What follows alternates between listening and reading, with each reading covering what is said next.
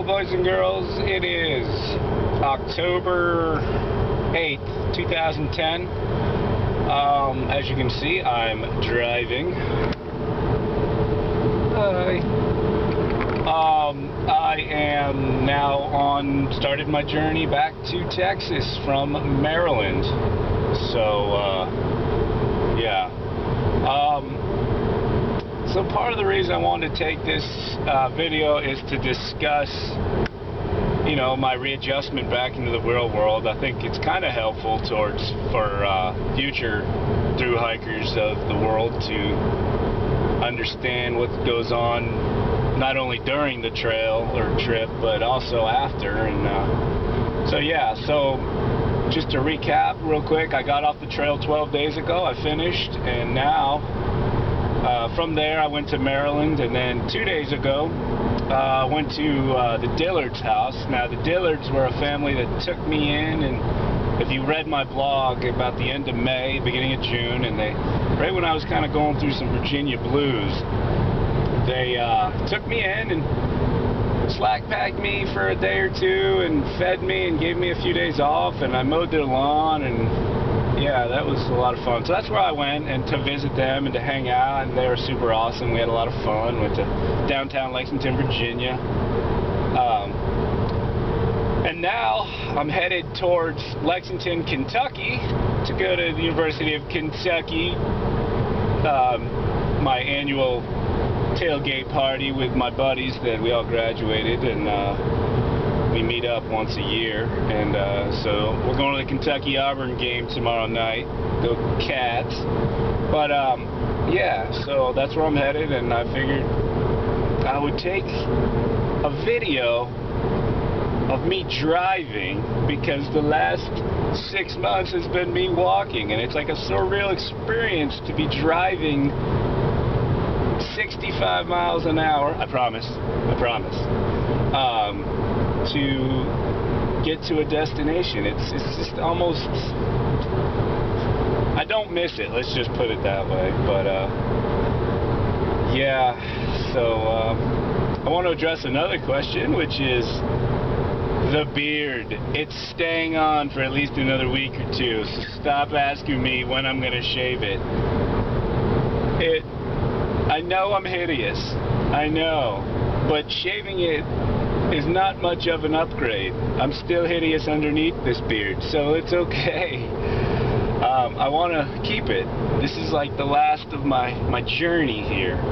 You know, it's like my final goodbye. Once I shave that, I guess I'm officially a world person again, and yeah, I don't really want to do that. But last, I want to kind of touch upon what I think I know why it's been hard readjusting to this world, you know, back to society. Hey, I'm in West Virginia, by the way. Yay! I think we only hiked like 13 miles of it, so yeah, they need to put the trail more into West Virginia and less into Pennsylvania. I don't know how they're going to make that work. Anyway, I figured out why I think it's so hard to readjust, at least partly. If you read my blog the other day, you saw that I was in Costco, and I was just being surrounded by tons of people, and I just didn't want to do that. It's not what I want. You know, you're out on the trail, you're by yourself, you're with your trail family, aka all the people you've met, and it's such a beautiful relationship. And then you get thrown into the real world where not everybody's nice and, you know, whatever.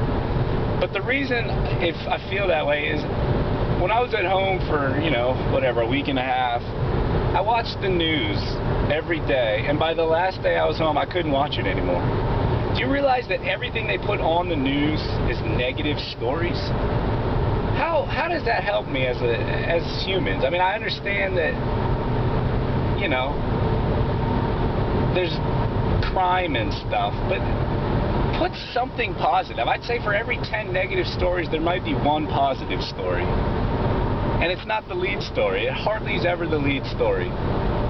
If it was up to me, I would start my own news company or news channel and just highlight positive things in this world. I mean, people come to America and they think it is the worst place in the world only because our own media is negative. And I believe through what I've traveled, I've been to 46 states, plus I've hiked the AT, that 99.99999% of this country is awesome people that are always willing to help.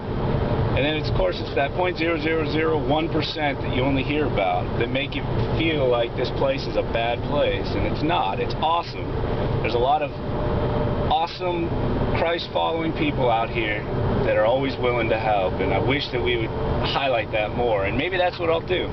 Maybe I'll take blogs or videos of people that are just awesome and don't get any recognition for helping, you know.